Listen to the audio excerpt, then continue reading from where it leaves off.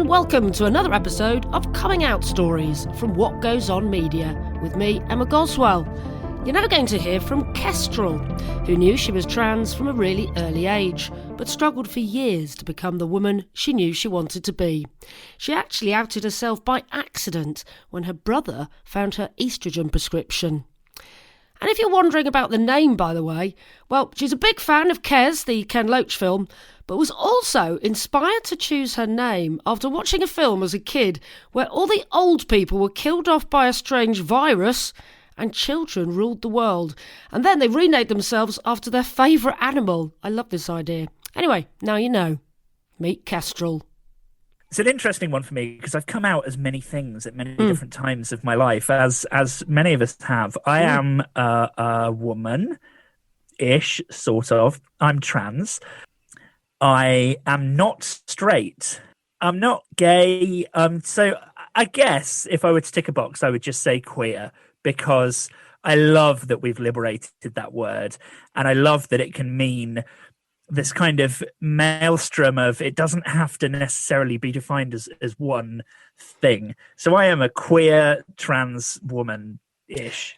It's interesting because a lot of people, I think, from a certain generation cannot stand the word. And I've had people tell me off for using it on the radio when I was talking about our community, because it literally hurts them so much because they've been called it in the playgrounds. And can you understand that feeling as well, that logic? Oh, completely. And I was called queer at school as an insult. And I grew up and went to school during the Section 28 era. And that informed a lot of how my coming out journey happened.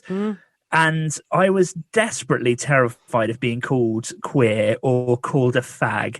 And I definitely still don't like the F word there, but there's something about the idea that we as a community can take that word back and make it part of our own narrative and turn it into whatever we want, that to me feels really empowering and powerful. That said, I completely get, having gone through what I went through as a child, how difficult a word that is to come back to. And it took me a number of years to get comfortable saying it. It's a very personal thing, I think, isn't it? I also spoke to someone else who grew up in Northern Ireland, who was called it at school and in the street, and then eventually got old enough and wanted to reclaim it and made themselves a gold necklace which said queer on it and wore it. And that was their way of reclaiming it. There's a great song by Dog Park Dissidents called where the chorus goes, not gay as in happy, but queer as in fuck you. And I really like that sentiment. I like that.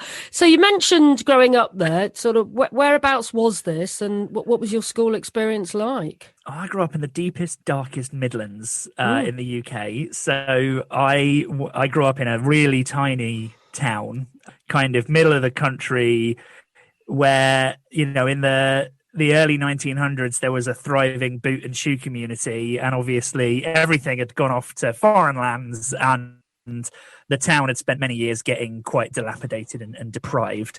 So I grew up in this sort of odd setting in the Midlands, where I was this quite flamboyant and colourful character set against this entirely white town, this very heteronormative cisgendered town, and an infant, junior and secondary school all within walking distance of each other. So my world was so small. And I'm guessing you mentioned Clause 28. We're talking the 80s here when you were at school? 90s, early 90s. So yeah. When I was at school, we didn't really have the internet to be able to jump to for things, but towards the end of my time at school, people were starting to get computers and dial up, and we could go onto forums and things. And obviously, I'm sure a lot of people will say that they discovered a whole world of community when they were able to get online for the first time, particularly if you're in a place where there's just no visibility of anything. I mean, I knew that I was transgender from an early age, but I didn't know the words to use. I lacked the language. Before we get to the actual coming out, let's talk about coming out to yourself and talk about that sort of process that you went through, that everybody goes through, a big sort of self-discovery, don't they, and admitting it to themselves before they ever vocalise it to anyone else. So what was that process like? Were you very young then when you realised you might be trans? Yeah, reasonably. I just felt feminine. I hated wearing boy clothes to the point where I would take them off, and I would rather run around naked. And there are many embarrassing stories of me as a child having taken all my clothes off, drawn pretty patterns all over my body, and then run out of the house. Or in one particular instance, at a charity barn dance, had run into the changing room, taken all my clothes off, drawn all over myself, and then run back out into the middle of the hokey cokey circle as they were putting their left leg in, and there's this sort of naked 4-year-old running into them. So I think I embarrassed my parents quite a lot growing up with that. But rather than learning how to describe that, I learned to hide that because it wasn't normal. So accepting myself was always difficult. And if anything, accepting that I was attracted to other boys when I was identifying as a boy at the time was easier for me than trying to come to terms with this strange, weird gender confusion and wondering why I can't do all the things that the girls at school are doing, and wondering why I can't do all the things that I see women on TV do and stuff like that. Like why I have to do the boy stuff when I don't want to do the boy stuff. When I realized that I was attracted to boys, it was like, well, actually, maybe this is easier then. So it almost was easier to accept from that to myself than anything else. Is that because you saw lots of sort of gay role models on the TV, or you read about them, or they were around, but there weren't really trans role models or people that you saw in the mainstream at the time? I don't remember any real gay role models at all. I was quite naive as a child as well. I was 21 before I realized that Stephen Fry was gay. I'd come out of watching, I think, V for Vendetta or something like that, and I said to a friend, Stephen Fry played a really convincing gay character, and the friend turned around to me and was like, what? So don't worry, Kestral, I had to wait for George Michael to get stopped by the LA police force before I realised he was gay, so you know. But I think so did George Michael. So. When I think about the first instance that I saw something gay in mainstream media, there was this thing that Channel 4 did, because it's always Channel 4, called Gay Time TV. And it was a set of documentaries about things like gay monkeys in the animal kingdom and things like that. And I remember begging my parents to let me stay up and watch it, and they wouldn't let me. Maybe because I was like 11 or something. But I just don't recall having gay role models when I was younger. It was never part of the conversation. And I think that does have a lot to do with the kind of world that Section 28, Clause 28 bred. And the fact that I was living in this small town. There were no gay people visibly out and about. There were no gay venues. I didn't know that anything like that could ever exist. And I was wandering around this town knowing that I liked boys, knowing that I didn't really feel like a boy, and not knowing what to do with any of that or where to put any of it. And you mentioned you were called names. Did the bullying take any other sort of form at all? Or was it just people calling you names in the street or in the playground? No, it was a bit of physical bullying as well. And I don't want to bring the tone down too much, but yeah, I mean, bullying was a real problem at my school for many people. Basically, anyone that stood out as different. I was always teased and bullied for being the gay kid, even though I wasn't really out at that point.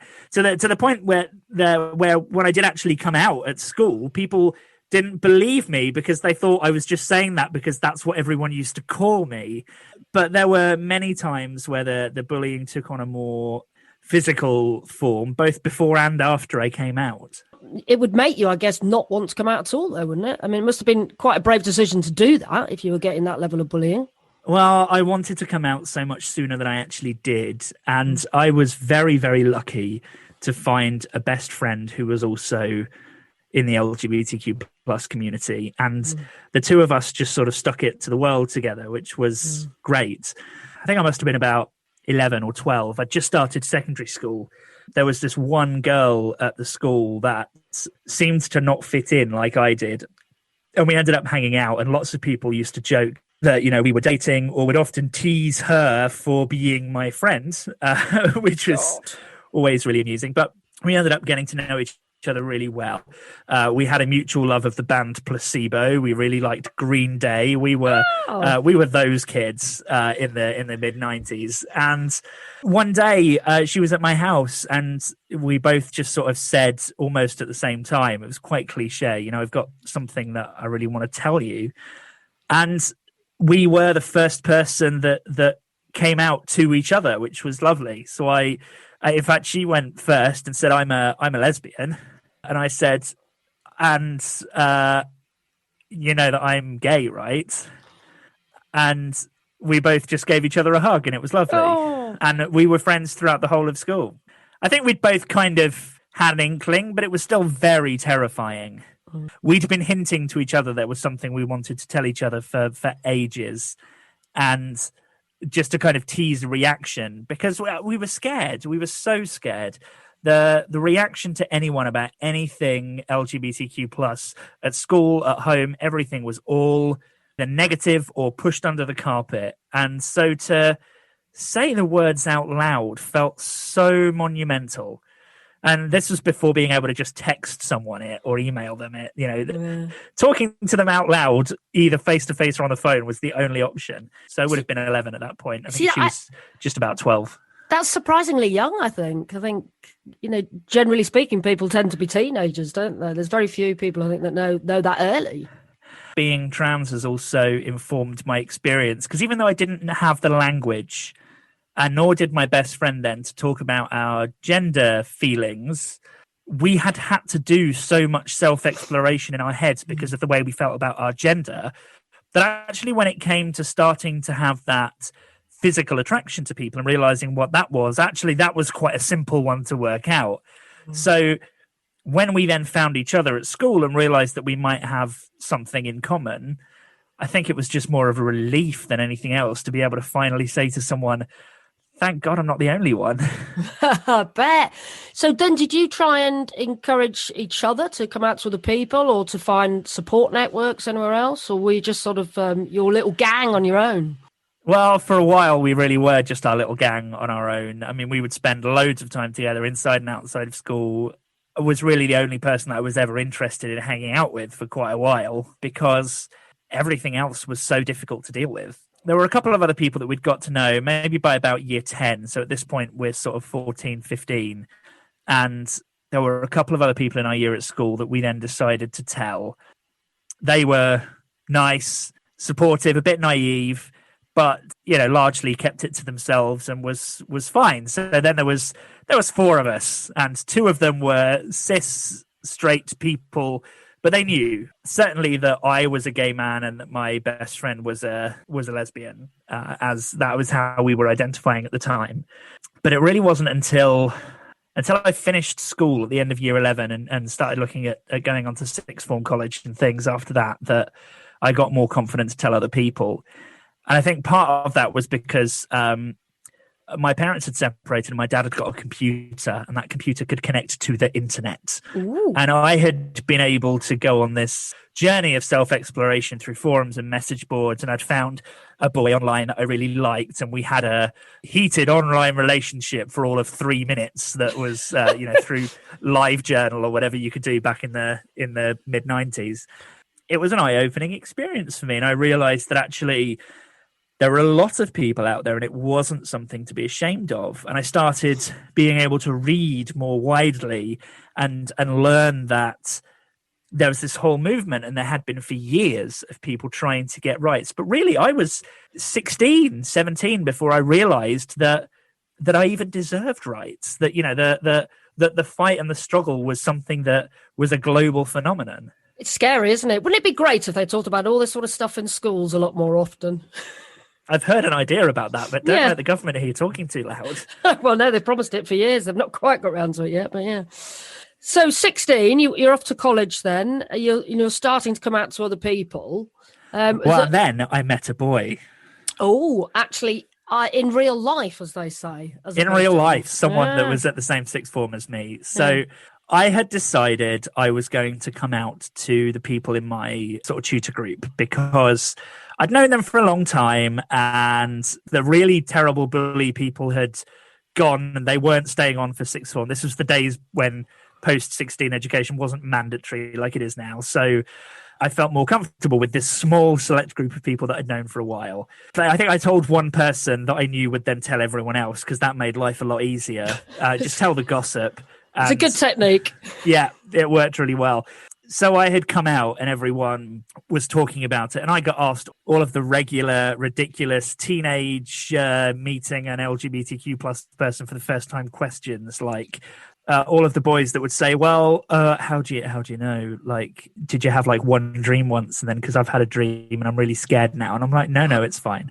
Or, oh, do you fancy me? I'm like, no, trust me, I really don't. And things like that. But yeah, I mean, it was largely okay. There were a few people that gave me a wide berth, but my school was incredibly upset that I had come out, because we're still in clause 28 here, and they didn't want to acknowledge it. So there were many times in which people were asking me questions about it, and a teacher would walk into the classroom and go mad that homosexuality had been acknowledged in the air at some point. So it was an incredibly stifling experience. But then I met a boy who had come to my sixth form, hadn't been at the school previously. I hadn't known him until we met, and he was not out, but saw that I was and reached out, and we got talking, and we went on a date, as cheesy as teenage dates are. We went to the arcade. Love it. And that was very nice. And we hit it off, and we started dating, and we stayed together for the pretty much the 2 years of sixth form, and it was lovely. And during that time, he came out, and there was a lot of people that were like, "Oh, so that's your mystery boyfriend," to me, and it was an interesting experience. And suddenly, I found myself being an out gay man, having a lot of gender confusion going on in my brain still. But I was like, okay, well, maybe that's just normal. Obviously, I'm out now, and that's fine. And this coming out isn't just a one-time thing. You have to come out constantly to all the people in your life. Absolutely. I came out to my mum on my 17th birthday. Well, I was building up to this. Yeah, go on then. Tell us the story. And I'd been dating this guy from sixth form for about 8 months at this point. So he'd obviously been over to the house lots and things like that. And so the morning of my 17th birthday, I was sat in the dining room with my mum, and we were chatting, and I said, so this guy? She said, yeah. I'm like, he's actually my boyfriend. And she was like, yeah, I think I'd worked that one out. So that was fine. Well, you're pretty confident that she'd react like that. Yeah, I didn't think she'd care, to be honest. And I told my brother, who made some joke about, I've got loads of gay friends already, whatever, so it was fine. But then I didn't tell my dad for like a year after that, because I was terrified of what he would say. Even though my dad is the most supportive person, for some reason it was harder to tell my dad. And you didn't think your mum would tell him? Do they not speak much? Oh, no. Since I think they've spoken for approximately 30 seconds since they separated. Okay. So, but then he was absolutely fine, and he was lovely about it, and very supportive, as he was when I eventually came out to him as trans much, much later. And I almost kind of felt, well, that's it now. I've done the coming out. I came out, had a part-time job at Safeway. That ages me. I remember what Safeway was as a supermarket. Tell kids today you worked at Safeway, they wouldn't have a clue. But yeah, I told people that I worked with at Safeway, and that was interesting reactions. Some of the older people were a bit like, oh, that's weird. Some of the others were fine. But it was the 90s. People's reactions were mixed. Was that important for you to be out at work as well then? I think I'd got the bug once I started coming out and I was in a relationship. I got the bug, and I wanted to be out to everyone. Yeah. I wanted to be out and proud, because I had spent so long not being able to talk about it. But that did kind of bite me in the back a bit. And it sucks that it did, because everyone should be free to be out and proud if they want to be. But back at school, I was in year 13, so my final year of sixth form, and the sixth form was attached to the school. There were still people from the lower years in that school as well. And I was stood in the line, and this is a very 90s thing. I was stood in the line to get a turkey burger at the school canteen because Lovely. I love a burger. And they were terrible, but in a way where you really, really want one. So we stood in line, and I'd got my turkey burger in my hand, and the line was moving forward, and I accidentally bumped into a very tall person from a couple of years below in the queue. And it's like he turned around and was like, "What you doing?" Oh, I'm really sorry. I just bumped into you. Like, I thought the line was moving and it wasn't. I wasn't paying attention. It's like, "Oh, it's you. Do you fancy me or something?" I'm like, no. And then he was like, "Oh, you do. You fancy me?" And then, much to my surprise, punched me in the face. So what happened next was really telling of the time. Unfortunately, is that people around me looked a bit surprised, but nobody did anything. I, quite shocked, got back into the line, paid for my turkey burger, and went to my tutor room where my sixth form tutor was sat, like marking something at lunch or anything.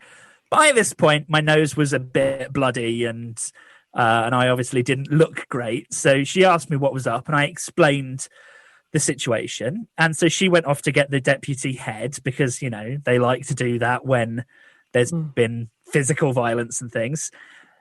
And when all was said and done, the school did absolutely nothing because they'd spoken to me and they'd spoken to this other boy, and the deputy head explained to me in really lovely but quite patronizing tones that I had started it. My being gay had made this young person feel uncomfortable, and they were just defending themselves from me.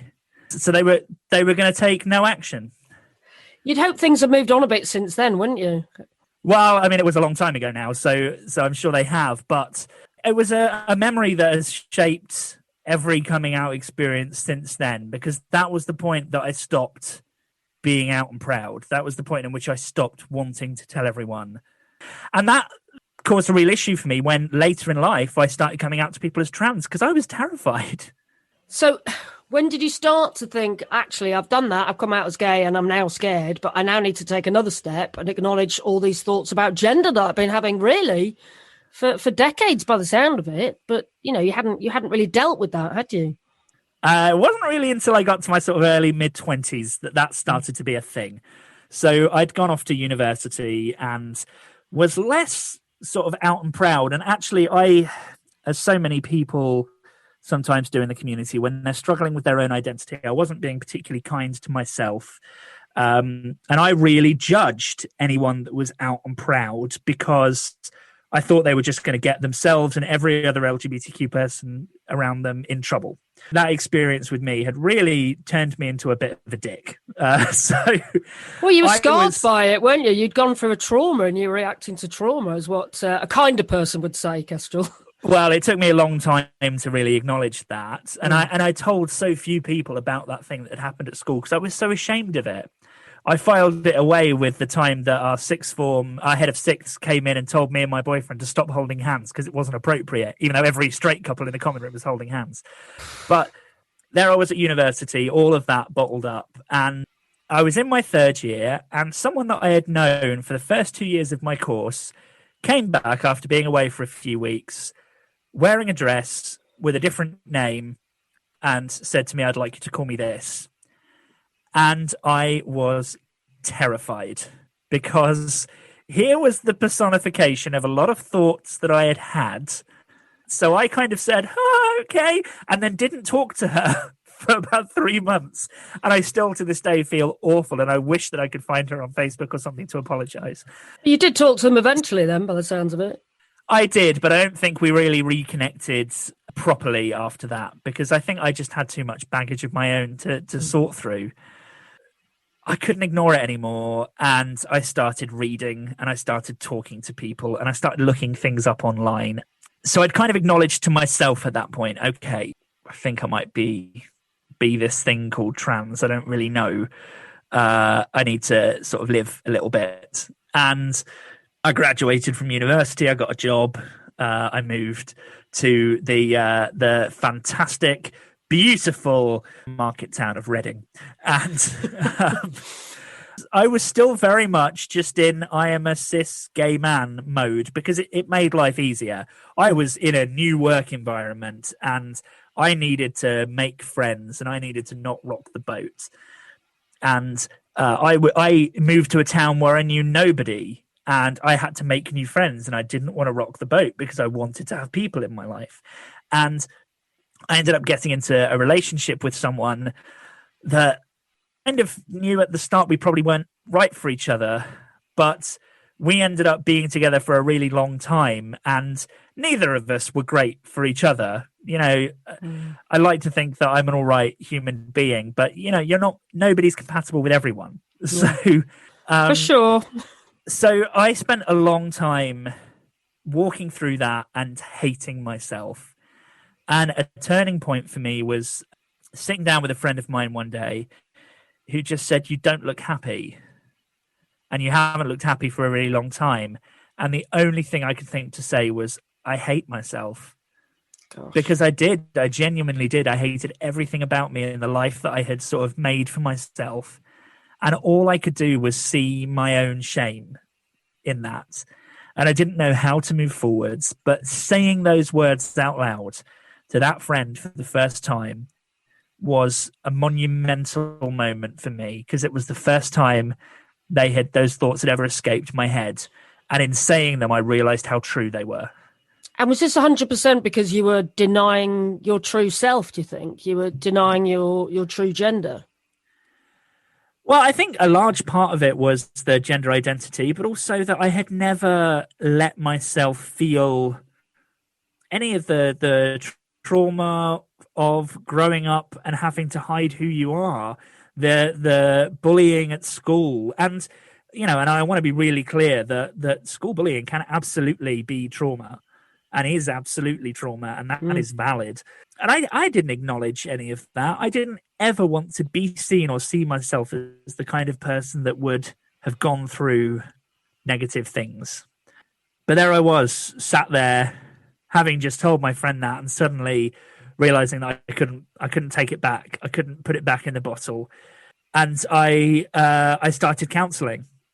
And I managed to work with a counselor to put words to some of these feelings and to start to think about, well, if I'm not this person, who am I?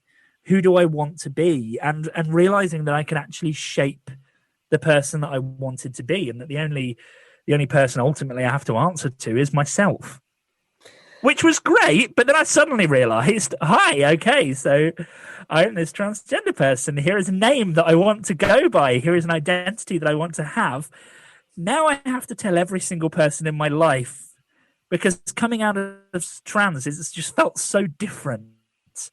Because you can't hide it as easily, especially after you start taking hormones. I mean, a year after that happened, I started growing tits. It got really difficult to hide.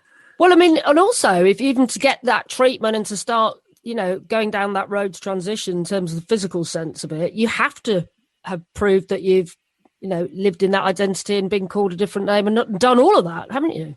Yes. The hoops you have to jump through to get gender affirming treatment in the UK are multiple and strenuous. And so I was faced with having to tell people. And the first people that I told were online, and I've got some wonderful friends that I met through the internet by setting up some accounts as me, as Kestral, and just trying to make some trans friends because I wanted to hear about other people's experiences. And those wonderful human beings, yeah, they're people that I still talk to. Because I think I had chosen the name Kestral back when I was a teenager, as if I ever changed my name, this is what I would change it to. And so sat in counselling, I remember talking to my counsellor, and we drew out this whole sort of mind map of how this transition could look and, what I might choose to do and who I might choose to be. And we talked a lot about names.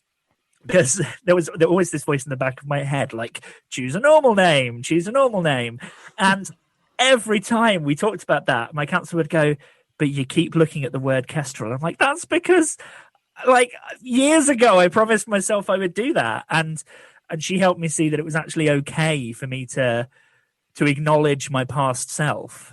So I chose Kestral as a name, and realized I could shorten it to Kes as well, as per the book into the film. And Of course. that made life a bit easier for being able to introduce myself to people with a name that was a bit more mainstream, so to speak. But I then had to tell people in real life. And the first person I told was my partner. And his reaction was from a place of not really understanding.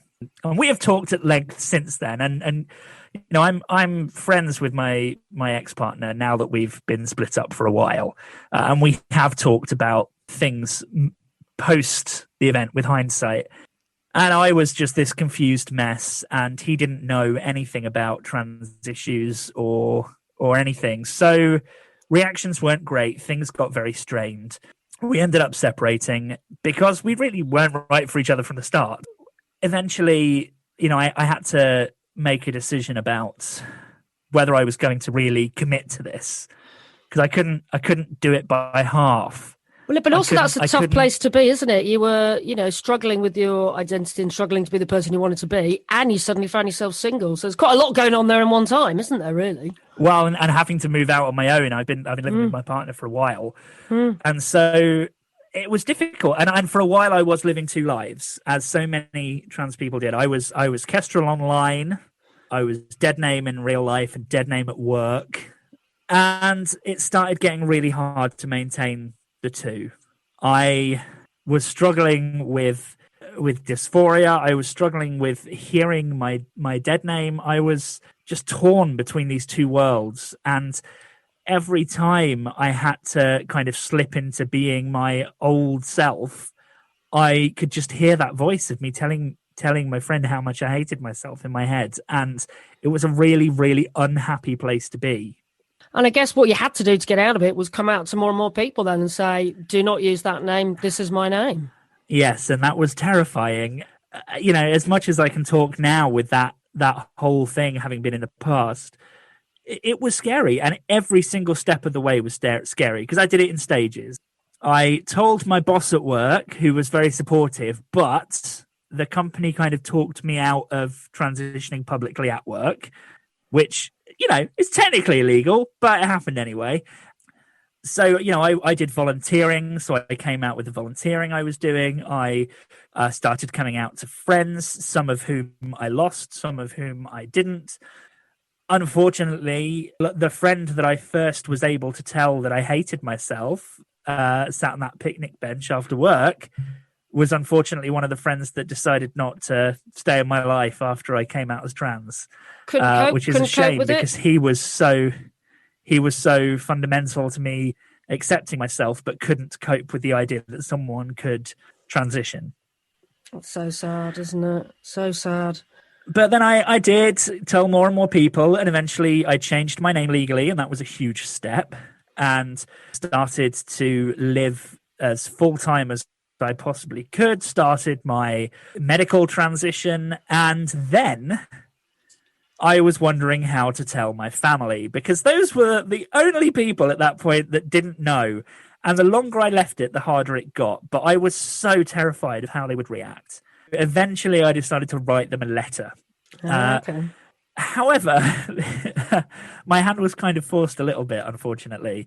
I had gone to stay with my brother, and my prescription slip for my estrogen had fallen out of my bag while I was there.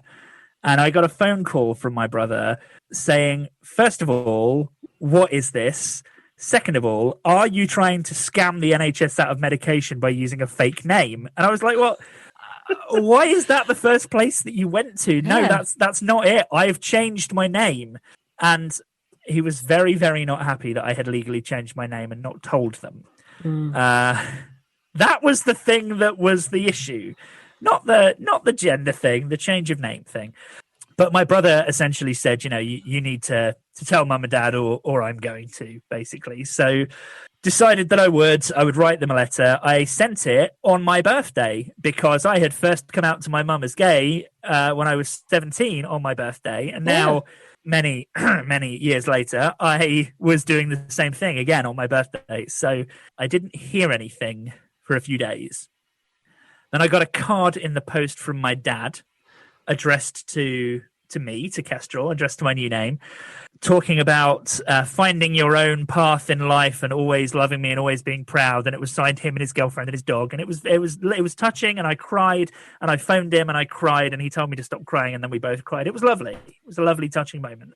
So very accepting then, yeah. Great. That's exactly what you want to hear, isn't it, really? Absolutely. It took my mum and my brother a lot longer.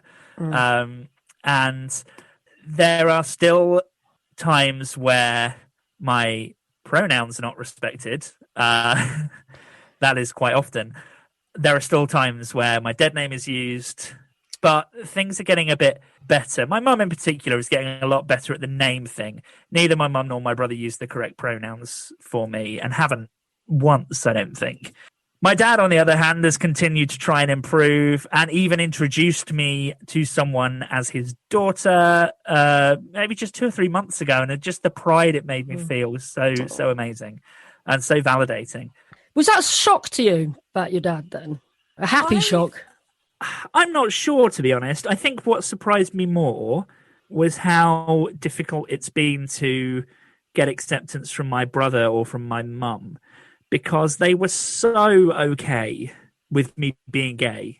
And my mum has repeatedly said, you know, she is very open-minded. She has no problem with the gender transition, but yet can't get the name or pronouns right, and says, you know, it's difficult. I've known you a long time, etc. And I want to be as understanding of that as possible.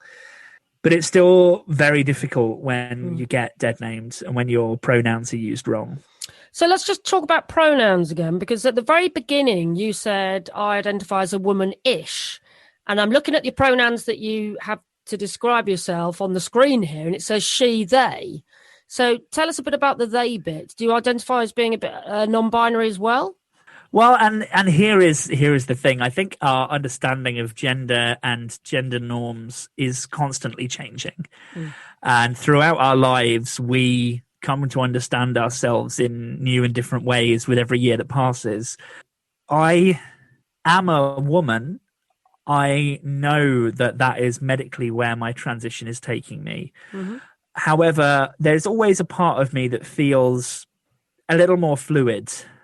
And I feel like, much like I did with my name when I was transitioning and really wanting to very firmly recognize that desire I had in me, that part of myself, using she, her pronouns primarily, but also accepting they, them pronouns, feels like acknowledging a part of me that wants to be acknowledged.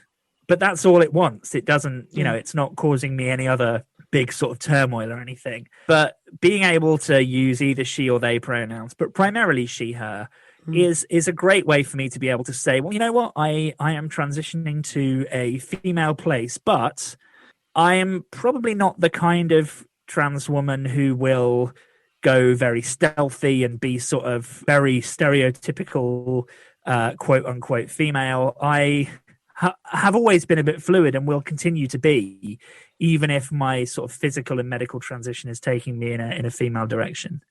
But pronoun use and how people identify is so personal to them.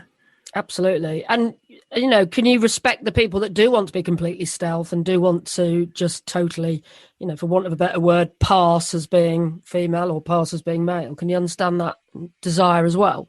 Completely. And I think that we spend too much time as a community judging each other's choices, whereas actually nobody can see anyone else's life through their eyes. So we have to accept and respect every individual person's life choices. And, you know, someone could identify using the same pronouns and the same words as me, but their experience of their own gender could feel completely different. We have to respect that some people could be gender non-conforming but not trans and not want to transition. We have to accept that some people want to transition to a very sort of typical view of an opposite, quote unquote, gender and kind of weave themselves into that fabric and not ever have to talk about their transition.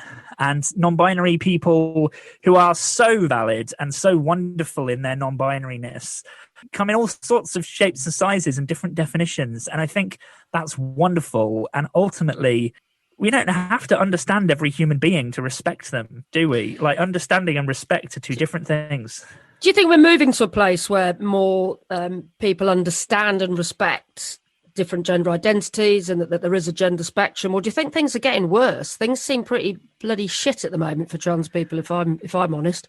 And I think both of those things are true at the same time, because yes, things are terrifying as a trans person right now, with high court rulings, and you only have to spend 5 minutes on Twitter as a trans person to realize how hostile the world is right now. Arguably, our rights are less secure now than they have been in the last decade. However, all you have to do is go onto YouTube or TikTok and look at the teenagers now.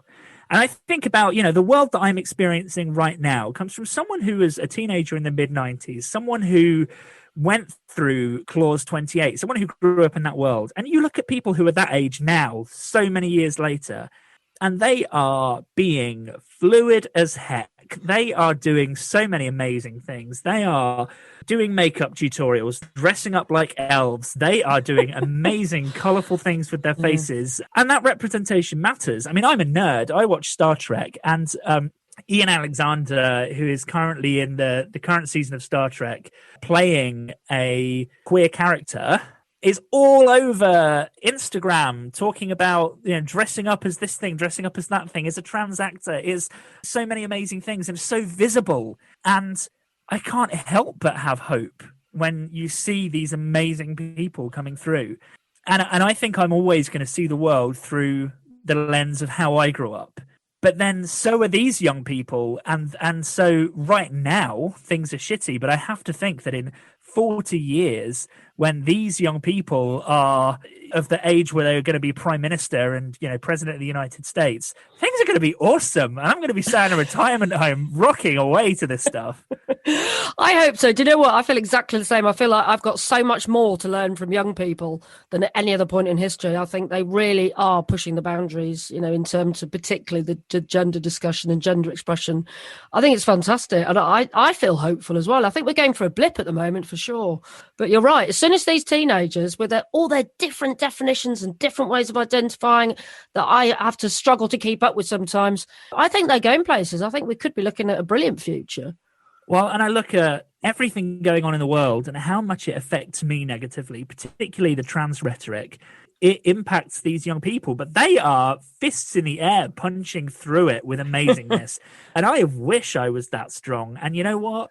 I have trust and faith in that generation of people to be amazing. And we have to be swept along on that wave is give them respect and give them time.